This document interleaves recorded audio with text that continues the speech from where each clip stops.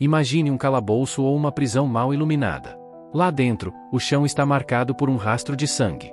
De repente, aparece uma mulher loira que pergunta com firmeza: para onde eles foram? Um rapaz, sentado e visivelmente machucado, se recusa a responder. Enquanto isso, a mulher empunha uma espada e insiste: eu te fiz uma pergunta.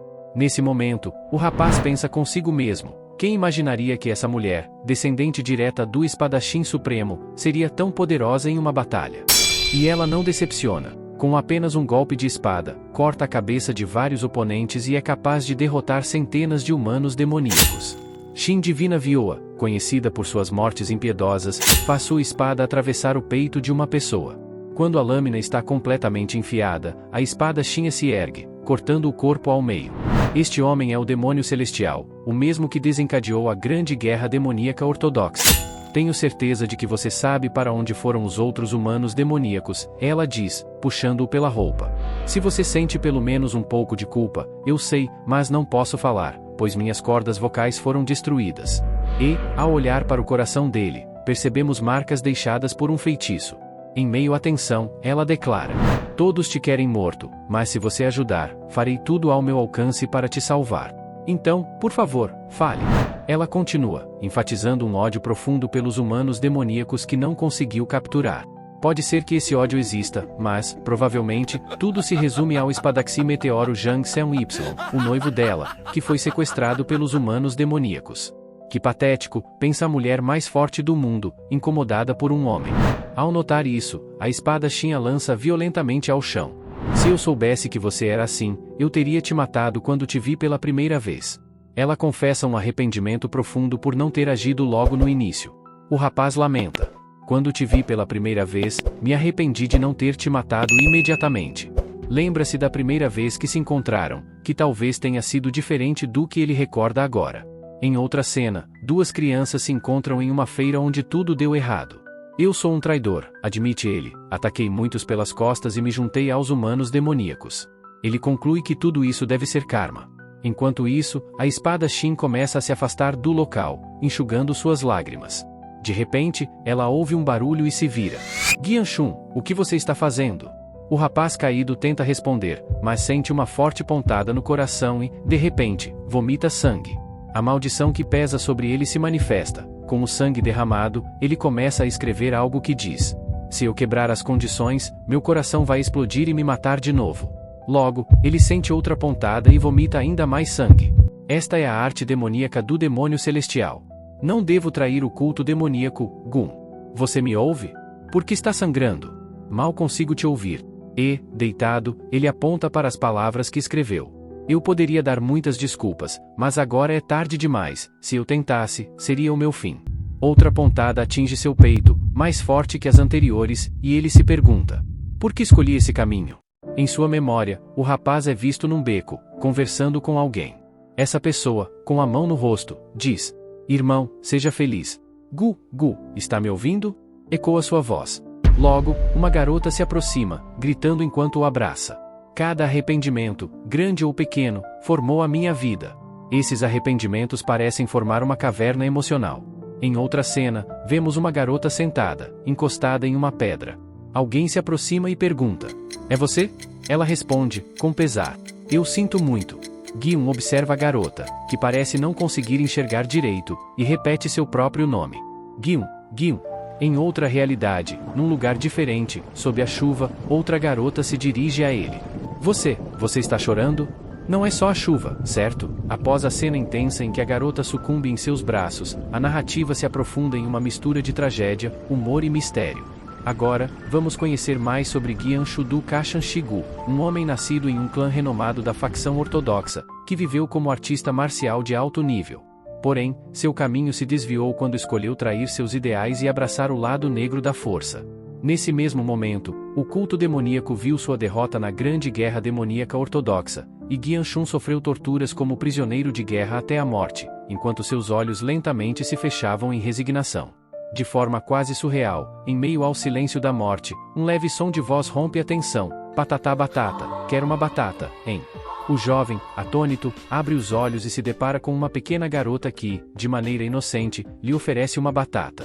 ele se pergunta, confuso: o que está acontecendo? Em seu íntimo, ele tem a certeza de que algo terrível ocorreu, que talvez ele tenha violado os preceitos do demônio celestial, e que seu coração, que supostamente explodiu e encerrou sua vida nos braços da Via, agora deveria estar silenciado. Mas, para sua surpresa, seu coração continua batendo normalmente, como se nada tivesse acontecido. Ao observar suas mãos pequenas e limpas, ele percebe que está diante de seu eu mais jovem. Será que tudo isso é um sonho? E por que, justamente hoje, parece que ele revê o dia em que se conheceram pela primeira vez? As lembranças se misturam com a incredulidade do presente, fazendo questionar cada palavra dita naquele passado distante. Logo, em sua memória, o cenário muda, ele se vê batendo em uma batata e, em seguida, jogando-a no chão. Quando a batata cai, ele a pisa sem pensar, como se aquele simples gesto pudesse apagar seus erros. De repente, uma voz ecoa em sua mente: como ousa se meter no meu caminho? Você não sabe o seu lugar. Essas palavras o fazem reviver momentos de arrependimento, lembrando de que, em meio a tantos erros, até o simples fato de não gostar de batatas pode ter um significado. Enquanto a pequena garota continua a oferecer suas batatas com um sorriso doce, ele estende a mão, pega uma delas e, com gratidão, diz: obrigado, vou aproveitar. Mas, ao dar uma mordida, o calor da batata queima sua língua, fazendo-o exclamar surpreso: o que é isso?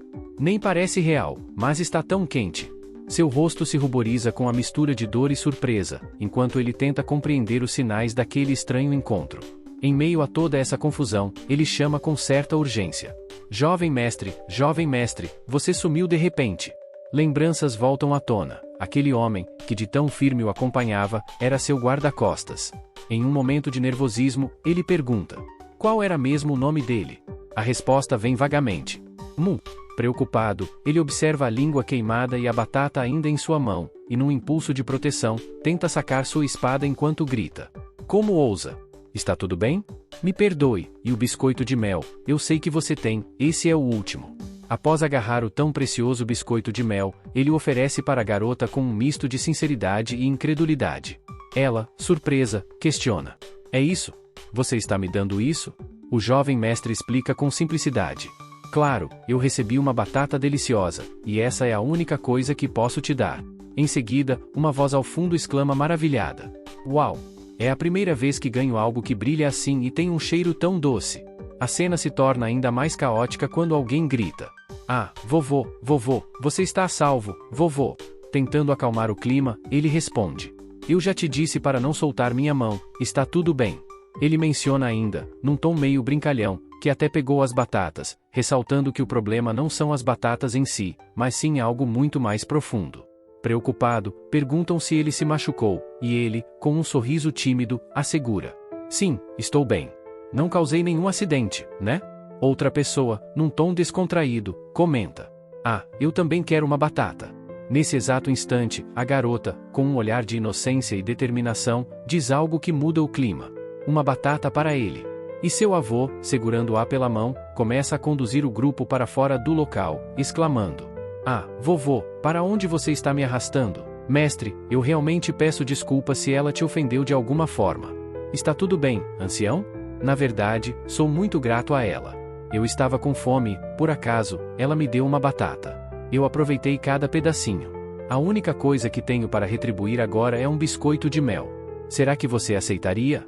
O velho, com os olhos brilhando ao olhar para o biscoito, começa a dizer algo como: jovem mestre vocês, mas é interrompido pela voz doce de sua neta. Ela, encantada, observa o biscoito, que parece tão brilhante e apetitoso, e estica a mão para pegá-lo. No entanto, o ancião rapidamente a impede.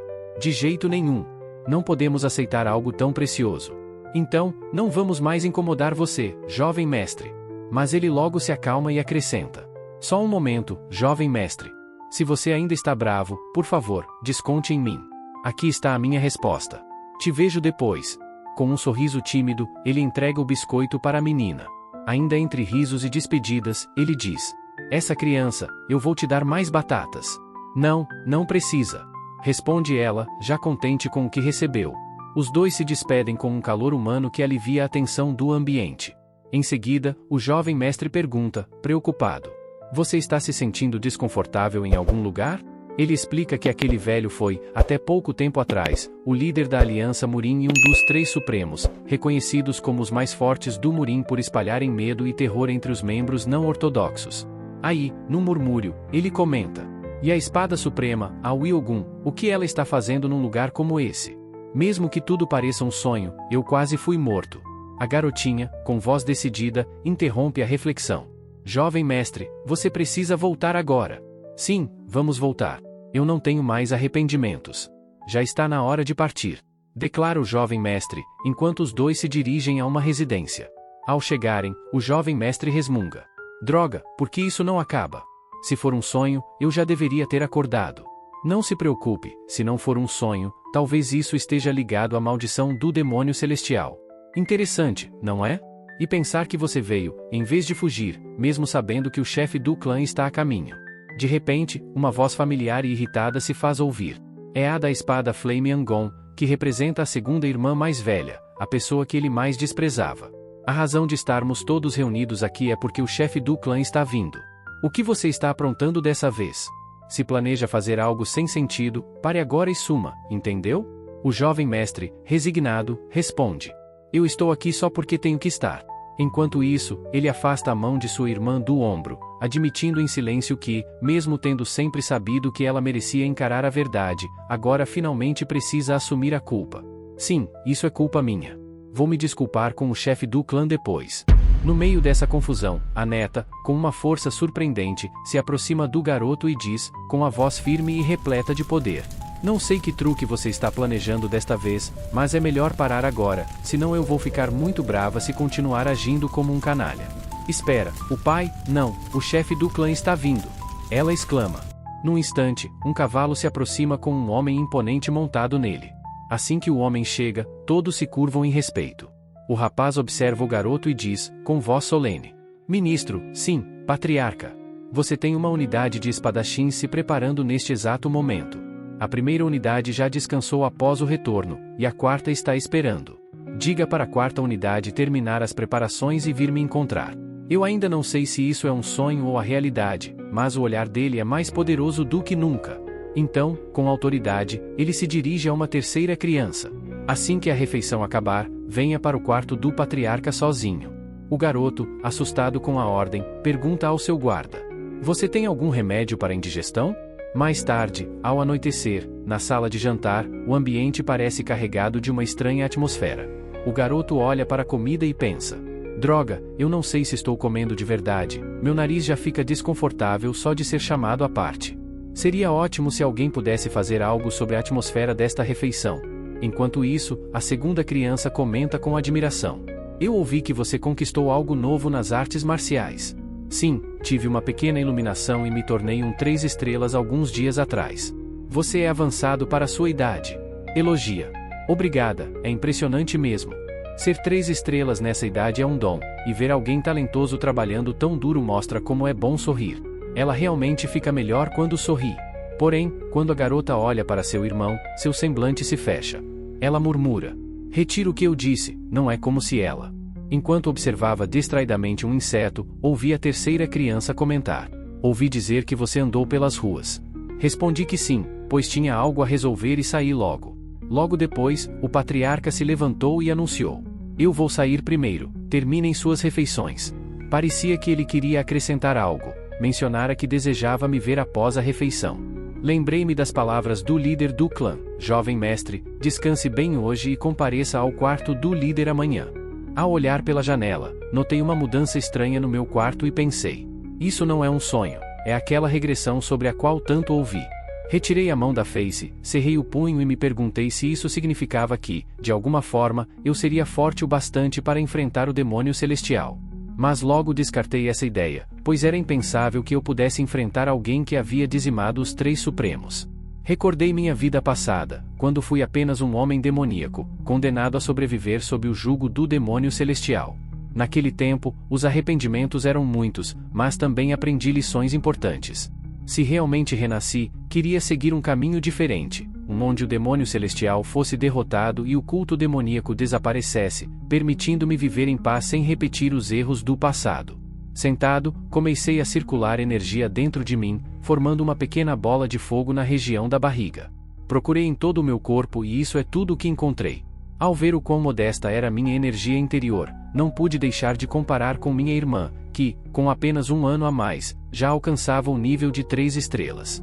Não havia o que fazer além de me dedicar ao treinamento com a técnica exclusiva da linhagem Kagu, a arte do Hodag, progredindo devagar, como uma flor que desabrocha.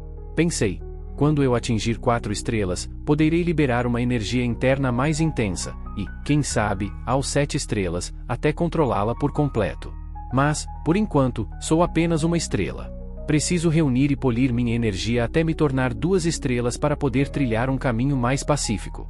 Lembrei-me de que não devia recorrer ao poder dos humanos demoníacos, mas sim fortalecer o meu próprio. Porém, se me esforçasse demais, corria o risco de morrer. Exausto, parei de me esforçar e deitei na cama. Com as minhas habilidades atuais, usar energia interna era complicado, continuar podia causar uma divergência de energia. Mesmo assim, consegui evoluir até o estágio de 2 estrelas. Decidi seguir devagar, um passo de cada vez, sem arriscar nada que pudesse afetar meu futuro. No dia seguinte, o canto dos pássaros me despertou. Senti cada músculo doer e pensei: faz sentido estar assim depois de tanto treino, é culpa minha por não ter começado antes. Tenho um longo caminho pela frente, afinal, à tarde tenho que ir ao quarto do líder do clã. Ao abrir a porta, encontrei alguém me cumprimentando com um simples "Oi de novo". Em outro canto, ouvi vozes se misturando. O que você está encarando? Ei, você não vai para casa? Aquilo já estava ali desde sempre. Enquanto isso, um homem, olhando para o alto, avistou uma rachadura no espaço, de onde emanava uma luz estranha, e exclamou: "Mas que merda é essa?" Relembrei também um dia em que monstros surgiram de um espaço vazio, um portal para o reino demoníaco. Cada seita formou sua própria unidade de espadachins para lutar contra esses seres. No Kangu, tínhamos 5 espadas. Minha irmã mais velha, Gibi, comandava a 5ª unidade, enquanto eu, um simples ninguém, passei metade da vida sob seu comando. Pouco depois, minha irmã me agarrou e me arrastou. Foi assim que conheci formalmente a Wai, logo após o incidente da batata, que, embora devesse ter ocorrido meses depois, acabou nos reunindo novamente. Virando as costas para retornar ao meu quarto, murmurei: "Acho que dormi pouco ontem." Mas, antes que eu pudesse prosseguir, ela me segurou e disse: "É um prazer te conhecer de agora em diante."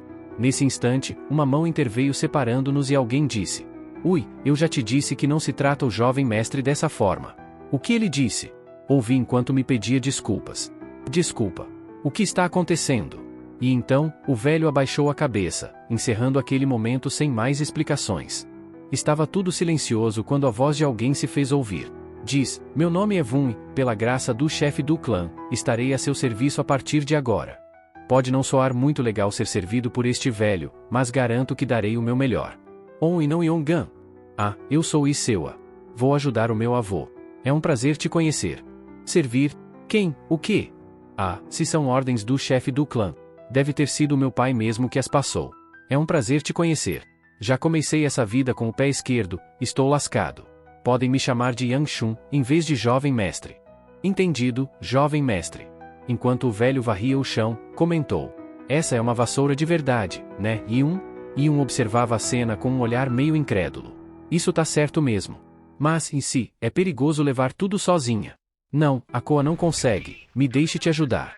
"Não, a Koa não consegue. É sério." De repente, a garota tropeçou em uma pedra e caiu, fazendo com que todas as suas roupas se espalhassem pelo chão. Como ela pode ser tão desastrada? Todos cometem erros, tá tudo bem. Ela devia ter talento para as artes marciais, como pode ser tão desastrada? "Ah, minha cabeça." "Si, para onde você vai?" A garota se aproximou do jovem mestre e disse: "Por que você não termina o que estava fazendo? Me mandaram te seguir para onde quer que você vá." "Quem mandou?" "O vovô." "Ah, certo.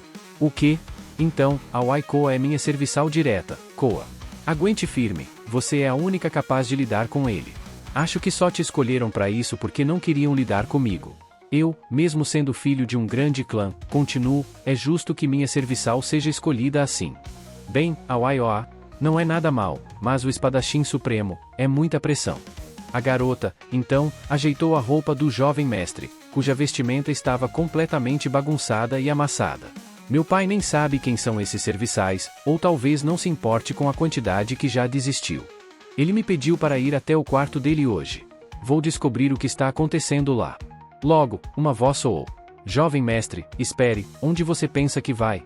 Fique aqui e cuide das suas coisas primeiro. Ah, tá bom, respondeu ela, um pouco chateada. De longe, o vovô observava a cena. O garoto abriu o portão e chamou. Termine de aprender a fazer o seu trabalho. Ei, te darei um doce, dê o seu melhor. Ao ouvir isso, a garota sorriu com alegria. Ah, isso é assustador. Na minha vida passada não éramos tão próximos, nunca conversamos assim. O que devo dizer? Ele deve ter algo a dizer, afinal, foi ele quem me chamou. Depois de um instante, o jovem mestre resolveu perguntar. Por que o Izoa e o Irio não estão nos meus aposentos? O que estão esperando? De repente, ele se assustou. Ah, que merda! Que susto! Ah, sério que você disse merda na frente do chefe do clã? Eu devia ter morrido mesmo. Em seguida, os novos serviçais foram lembrados. Sim, eu os cumprimentei esta manhã. Entendo o que achou deles. Fico feliz que tenha arranjado serviçais para o meu bem-estar, mas me pergunto se o patriarca bebe de um copo. Não me pergunte, você saberá quando for a hora. Mesmo assim, meu pai os designou como meus serviçais. É um acordo ou algo do tipo com o WH ou não? Não se preocupe com bobagens. Prepare-se para a Assembleia Unificada do Dragão amanhã. Sim, tudo bem. A Assembleia Unificada do Dragão, o que era mesmo? Ah, a Assembleia Unificada do Dragão corta minha garganta agora, jovem mestre. Você detesta tanto ir para lá, não é? Sim, é um evento importante. Os novos membros da unidade de espadas são escolhidos, bianualmente, para o bem da unidade que trabalha para fechar os portões do Reino dos Demônios, arriscando suas vidas pelo bem do Kangoo e de todos os moradores de Shanxi. É uma obrigação dos da linhagem direta do Kangoo. Te falei para se acalmar. Tenho certeza de que, se eu estiver morto, o chefe do clã não vai te matar, e até o Ancião Li estará lá. Ancião Li. Ele disse que vai te dar uma surra se você fugir de novo. Droga, eu estava me perguntando quem, dentre os anciãos, seria. O Ancião Li sempre foi especialmente desagradável. Para onde você acha que está indo? Ele continuou. Sempre acreditou que eu devia agir com postura, pois sou o único filho da família, por isso, responsável pela honra e prestígio do clã. Devo ser grato, mas ele é um homem muito ocupado. Você precisa ser mais respeitoso. Mesmo assim, ele se encontrava comigo sempre que podia para me ensinar. Todas as broncas e punições me fizeram querer evitá-lo ao máximo.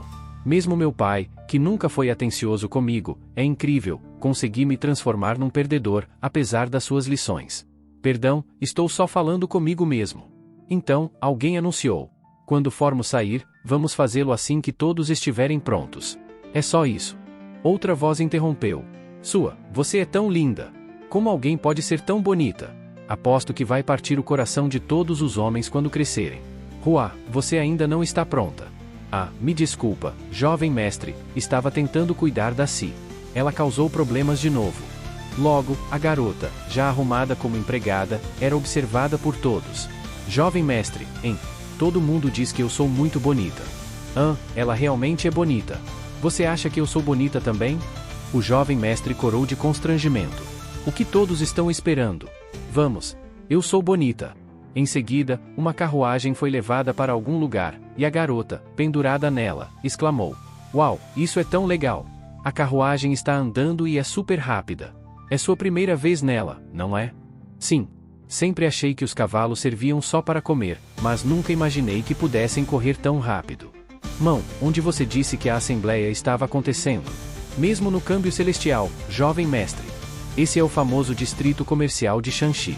Parece que o ancião L se esforçou bastante nisso. Deve levar umas 4 horas.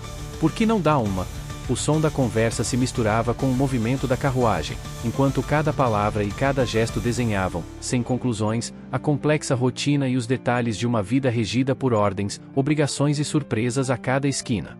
Senti que tirar um cochilo seria uma boa ideia. A noite passada o treinamento me impediu de dormir direito, e ultimamente tenho dormido pouco. Para piorar, confesso que a carne de cavalo tem um cheiro meio esquisito, embora o sabor ainda seja reconhecível. Enquanto a conversa seguia, o jovem mestre, surpreso com tudo, colocou um biscoito na boca da garota e ordenou, de forma ríspida, cala a boca e come isso. Sem mais delongas, ele devorou o biscoito e se deitou, aliviado. Ufa, enfim silêncio. Agora vou roncar um pouco. Mal fechou os olhos quando uma voz insistente ecoou: Jovem mestre, jovem mestre. Ele abriu um dos olhos, resmungando: Ah, não. Acabaram os biscoitos? Ah, entendi, respondeu alguém, antes que outra voz anunciasse: Chegamos. Levantando-se, ele saiu da carruagem e se deparou com um cenário totalmente iluminado. Pela vibração e pelas luzes intensas, deduziu que se tratava de um grande festival em Shanxi, repleto de gente e aromas deliciosos. Logo, um homem imponente se aproximou. Você deve estar exausto da longa jornada. Sou Shanshu, vice-chefe mercante do Câmbio Celestial. É uma honra conhecer a estrela em ascensão do Cangu. Sem perder a compostura, o jovem mestre respondeu: Sou Gaishun, do Cangu. Prazer em conhecê-lo. Meu primeiro dia aqui foi tranquilo, graças aos esforços do ancião Li e da senhorita Gu. O simples nome, senhorita Gu, trouxe uma lembrança imediata: sua irmã. Gaishun pensou: não vou encontrá-la, certo? Mas essa preocupação se concretizou assim que chegou ao estabelecimento. Assim que ele entrou, ouviu: oi, irmã. Sem rodeios, ela retrucou: não venha com esse oi para cima de mim. Você me irrita. E não pense nem por um segundo que vai causar problemas na Assembleia Unificada do Dragão, qualquer ideia boba só envergonha nossa família. Gaishun apenas suspirou: tudo bem, vou ficar quieto como um rato. Ela murmurou: parece que velhos hábitos nunca morrem. Achei que você tivesse mudado, mas parece que as pessoas são sempre as mesmas. Antes que ele pudesse comentar, ela bateu à porta do seu quarto, deixando claro que a conversa estava encerrada. Sem tempo para maiores explicações, ele disse: podemos ir, então. Desculpe pelo que acabou de acontecer. Não se preocupe, ouvi dizer que irmãos brigam o tempo todo. Pouco depois, ele se viu diante de uma arena enorme, algo que o deixou boquiaberto. Uau, nunca vi uma construção tão grandiosa. Lembrou-se de como os comerciantes se orgulham do poder financeiro e investem pesado em festivais. Hoje, estavam celebrando os esforços da Unidade da Espada, e os duelos para escolher novos membros acontecerão amanhã. Felizmente, os da linhagem principal não competirão, ele só precisará assistir. Enquanto Gaishun absorvia a cena, um homem gigantesco surgiu por trás deles. Virou-se abruptamente, sentindo uma mão se estender na sua direção. Antes que pudesse reagir, o velho começou a ajeitar seus cabelos. O que houve? Você não costumava correr toda vez que me via? Ele lembrou-se de um comentário cruel que ouviu certa vez: se você não aparecer, vou te dobrar ao meio. Um arrepio percorreu sua espinha enquanto o segundo ancião, sempre obcecado por ele por ser o único filho do chefe do clã, se fazia presente. Ah, que vontade de vomitar, resmungou Gaishun. Nesse momento, o velho soltou algo inesperado. Uau, olha só, é um urso. Ursos são tão gostosos, e cavalos também. A garota, que ouvia tudo, ficou visivelmente abalada, com os olhos se enchendo de lágrimas de medo. Gaishun, tentando amenizar a situação, disse: ancião, você vai assustar todo mundo com esse olhar. Eu juro que nunca mais vou comer urso. O velho, porém, continuou: você me preocupa. Essa criança é sua concubina? Gaishun protestou: ancião, olhe as roupas dela. Ela é só uma serva.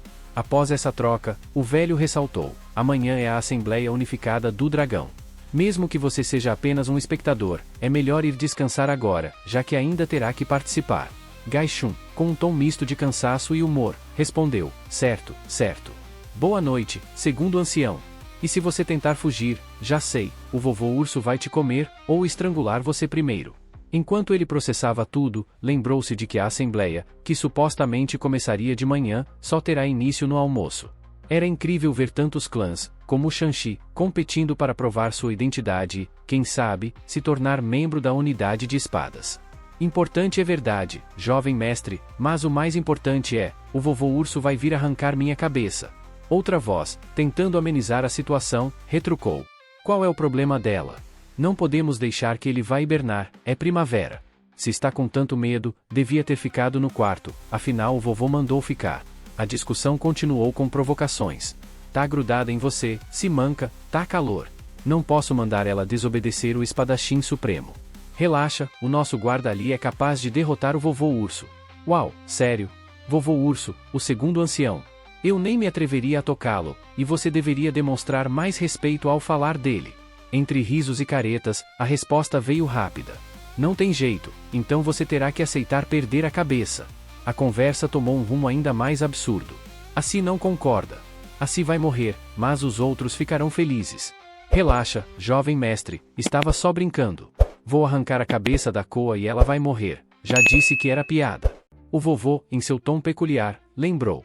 Eu sempre digo que fantasmas que morrem de barriga cheia são mais bonitos, principalmente aqueles que se empanturram de bolinhos. Nesse instante, a garota apontou para uma barraca e comentou. Você trata bem a serva, não é? Um silêncio pairou entre eles antes de alguém acrescentar. Ela é, afinal, a serva. Mas você não viu uma serva implorando por um bolinho? Isso é porque, na minha antiga vida, eu nunca soube como lidar com ela. Acho que ela não entendeu seu papel, e mesmo assim, você a comprou. Ambos se entreolharam, e num tom meio desdenhoso, completaram. Você é bem diferente dos humores. Por isso, não se deve confiar neles. Tenho muito a aprender. Você está viajando demais por causa de alguns bolinhos. Enquanto isso, outro personagem, chamado Moon, tentou acalmar os ânimos. Calma, quanto tempo você já é meu guarda?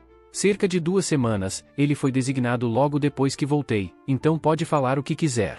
Logo, uma voz surpresa irrompeu. Não sei quem é o mais sortudo aqui, senhorita. Que susto! Você não deveria andar assim, é perigoso, você está exagerando. O burburinho mudou de tom quando outro comentário foi feito. A Assembleia Unificada do Dragão está acontecendo. Imagine o que pode acontecer com tantas pessoas do clã Gu reunidas aqui. Uma voz familiar cortou o ar. Essa voz, não pode ser. Mas, se for, me preocupa. E se você acabar trombando com o herdeiro Gu? Com tanta gente, realmente, isso soa ameaçador. Logo, a garota e outra mulher se viraram para encontrar o jovem mestre. Seus rostos demonstravam surpresa, como se tivessem visto um fantasma. O jovem mestre recordou detalhes que jamais esqueceria. O cabelo caindo suavemente sobre os ombros, os olhos negros e profundos, e um anel com um símbolo inconfundível, pertencente ao clã Hebei Pen. Pouco depois, numa mesa, um garoto um pouco mais velho e uma jovem recém-chegada se sentaram juntos. Em seu pensamento, ele murmurou: minha antiga noiva.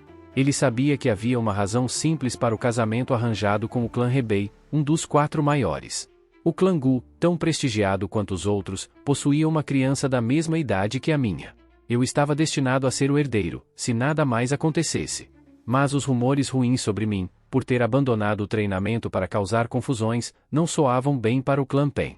E o que destruiu nosso relacionamento foram as coisas que eu disse para aquela garota. Num tom irritado, alguém perguntou: por que você está aqui? Eu tinha negócios a resolver. Vocês não controlam todo o território de Shanxi. Preciso reportar cada passo meu. E outra voz replicou: se é para falar de maneira rude, lembre-se, sou 1 ano mais velho que você. Foi mal, esqueci, respondeu com leve constrangimento. Em seguida, chamou: ei, volte aqui. Se você comprou os bolinhos, está tudo certo. Enquanto Si, carregada com vários bolinhos, passava por perto, o ambiente se encheu de conversas sobre a boa estadia de todos. O jovem mestre e seus companheiros deixaram o local, seja por trabalho ou diversão, trocando despedidas. Tenha uma boa estadia. Claro, afinal, tenho que lidar com meu irmão o tempo todo. Observando a cena, ele notou a garota ao lado de seu irmão, uma serva, sim, mas tão fofa. Será que ele mudou? Mas logo alguém provocou: você é apenas a filha de uma concubina. Sem esperar uma resposta, a garota pulou sobre ele e gritou: você acabou de dizer isso? Antes que ele pudesse se defender, ela acertou um soco em sua cara. Esquece de deixar seu like e se inscrever no canal. E, eu deixei um vídeo incrível aqui na tela, que com certeza vai te prender. Então, não perca tempo e clique para assistir. Vamos continuar essa conversa lá nos comentários, quero saber suas teorias e o que você achou dos personagens. Valeu por assistirem e até a próxima aventura.